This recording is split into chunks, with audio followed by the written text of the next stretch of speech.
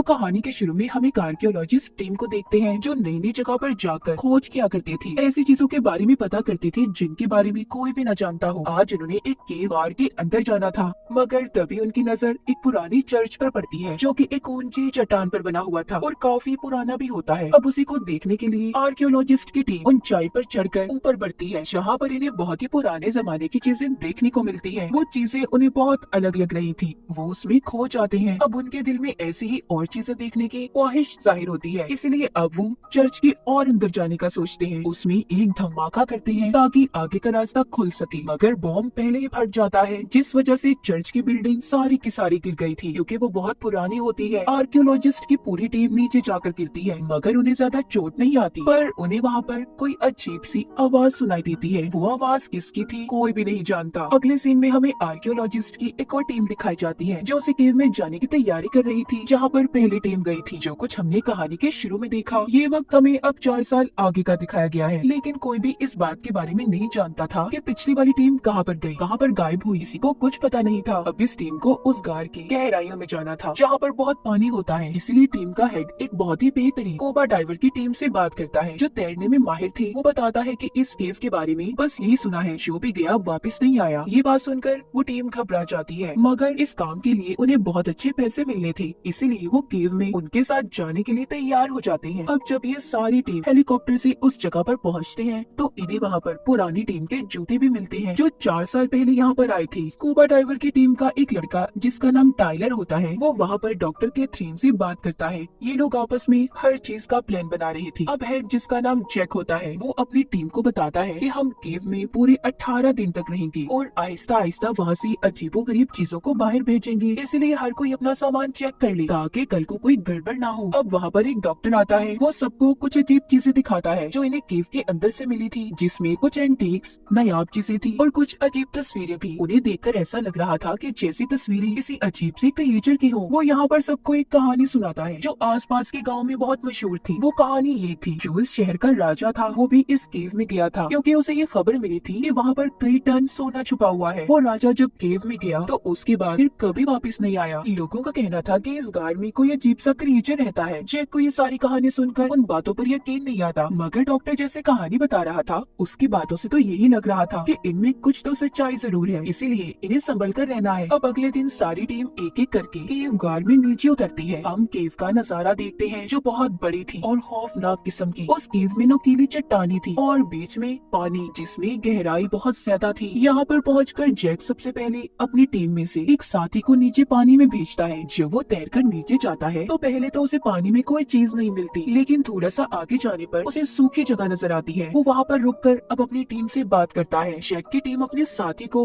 Monitor screen पर देख रही थी, तभी उनके साथी के पास किसी अजीब सी किस्म का जानवर आता है जिसके साथ वो खेलने लगा था क्योंकि वो काफी नरम था। ये सब कुछ जैक की टीम के लोग भी देख रहे थे, इसीलिए अब वो अपने साथी को पानी की गहराई में थोड़ा और अंदर जाने का कहते हैं। जब जैक का साथी पानी की गहराइयों में थोड़ा और अंदर जाता है तो उसे कुछ हलचल महसूस होती है। इस बारे में वो अपनी टीम को भी बताता है, पर अचानक से जैक का साथी डर गया था, उसकी लाइन भी कट जाती है। जैक की टीम अब अपने साथी को नहीं देख पा रही थी। सभी टीम मेंबर्स डर गए थे और सोचते हैं कि आखिर अचानक से हुआ क्या। इसलिए अब सब कहते हैं कि हमें एक साथ पानी की गहराई में नीचे जाना चाहिए, मगर जैक कहता है नहीं, अभी नहीं। अब वो अपने दूसरे साथी को जाने का बोलता है ताकि वो जाकर अपने पहले साथी के बारे में पता कर सके। टाइलर जो कि जैक का भाई था, जिसको हमने कहानी के शुरू में भी देखा, वो फिर से जैक से कहता है कि हमें सबको मिलकर जाना चाहिए, पता करने के अंदर क्या हो रहा है, आखिर क्या खतरा है। इसलिए जैक टाइलर की बात को मान लेता है। अब ये आधे लोग पानी की गहराई में जाते हैं। बीच में जो इन्हें नायाब चीजें नजर आ रही थी, उनके साथ साथ तस्वीरें भी ले रहे थे और जो कुछ अनमोल चीजें इन्हें मिलती हैं, उन्हें अपने पास भी रख लेते हैं। थोड़ी देर बाद ये उस जगह पर पहुंच जाते हैं जहाँ पर आखिरी बार इन्होंने अपने साथी को देखा था। वहाँ पर उन्हें अपने साथी का सामान तो मिलता है, पर वो गायब था। सब कुछ देखकर ऐसा लग रहा था कि जैसे वो खुद अपने सामान को छोड़कर अपनी मर्जी से गया हो। वहाँ पर इन्हें कुछ और पुराना सामान भी मिलता है जो कि किसी पुरानी आर्कियोलॉजिस्ट टीम का था। तभी जैक की टीम के एक साथी को साइड पर अजीब सा मरा हुआ जानवर मिलता है, जिसे जब वो देखने जाता है तो डर गया था और चिल्लाता है। अब वहाँ पर उसकी चीखों की आवाज को सुनकर जितने भी और जानवर थे, सबने उस पर हमला कर दिया था। वो उसे खींचकर पानी के अंदर ले जाते हैं, जहाँ पर एक बहुत बड़ा क्रिएचर जैक के साथी के टैंक पर हमला करता है। उसका टैंक फट जाता है, जिसकी आवाज को सुनकर टाइलर जब उसे बचाने भागता है, मगर तब तक देर हो गई थी। वो बड़ा क्रिएचर उसे खींचकर अपने साथ ले गया था था, जो कि एक तंग गार्ड था जो पानी में काफी गहराई में था, जिसके अंदर इंसान का जाना तो मुमकिन नहीं था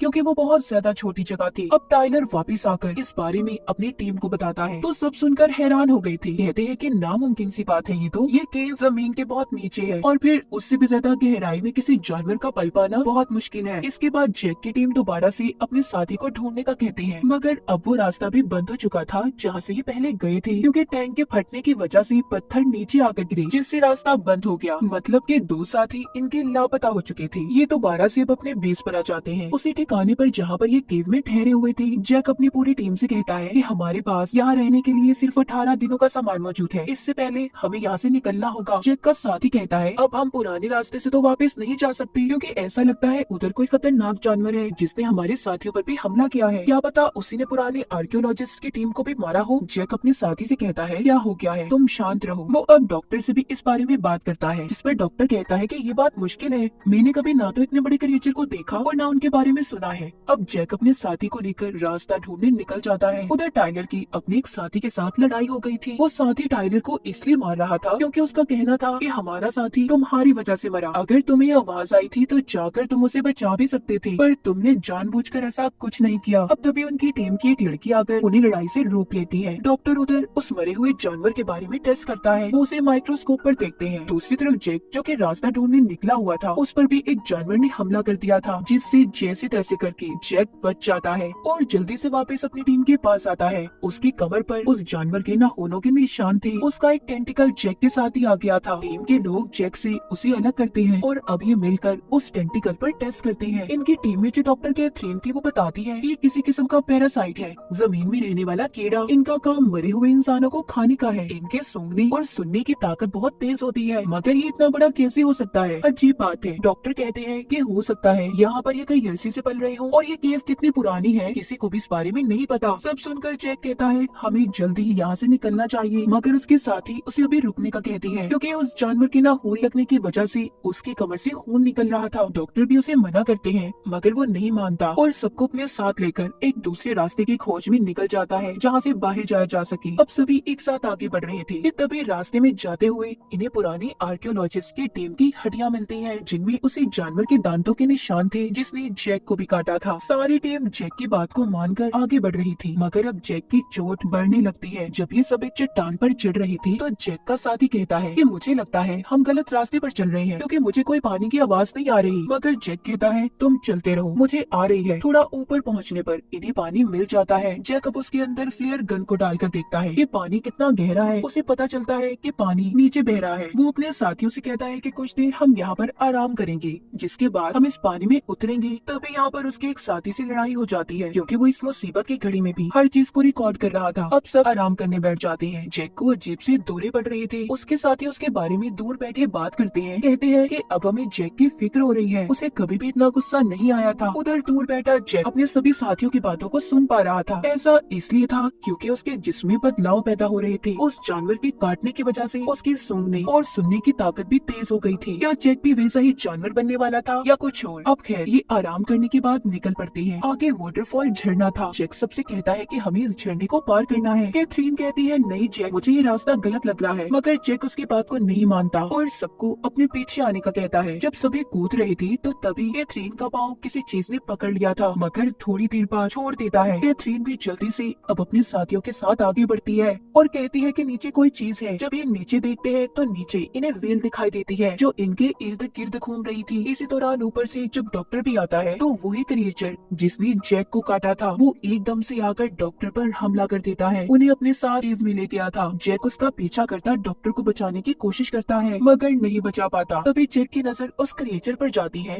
जिसके जिस्म पर टैटू बना हुआ था। वो उसे देखकर सोचता है कि शायद ये अजीब सा दिखने वाला क्रिएचर पहले कभी इंसान हो, क्योंकि जानवरों के जिस्म पर तो टैटू नहीं होते। अब उसे अपनी भी फिक्र होने लगी थी क्योंकि इसे भी ऐसे ही क्रिएचर ने काटा था। अब जैक वापिस आ जाता है, मगर इस बारे में वो किसी को भी कुछ नहीं बताता। डॉक्टर कैथरीन उसे बहुत डांटती है, कहती है मैंने कहा था ना तुम्हें ये रास्ता गलत है। जैक तुम्हारी वजह से हम यहाँ पर फंसे और तुम्हारी वजह से ही डॉक्टर की जान गई है। आगे आकर ये एक जगह पर बैठ जाते हैं जहाँ पर इन्हें पानी का तेज बहाव नजर आता है। तब जब उस रास्ते से जाने लगते हैं तो जैक सबको मना करता है और कहता है कि नहीं, हम चट्टान के ऊपर चढ़ेंगे और फिर वहाँ से दूसरी तरफ जाएंगे। कैथरीन सुनकर टाइलर से कहती है कि जैक अपने होश खो चुका है, वो नहीं जानता जानता कि वो क्या कर रहा है, इसलिए हम में से किसी को टीम को लीड करना होगा। मगर टाइलर उसकी बात को अनसुना कर देता है और आगे बढ़ जाता है। अब आधे लोग कैथरीन की बात को मानने को तैयार थे, जबकि आधे जैक के साथ जाने के लिए तैयार हो जाते हैं। एक लड़की जैक के साथ ही जब चट्टान पर चढ़ना शुरू होती है तो ऊपर वही बहुत बड़ा खूंखार क्रिएचर आ जाता है, जिसे देखकर वो लड़की डर गई थी और नीचे गिर जाती है। पर क्रिएचर आकर उसे पकड़ लेता है और उससे चिपक गया था।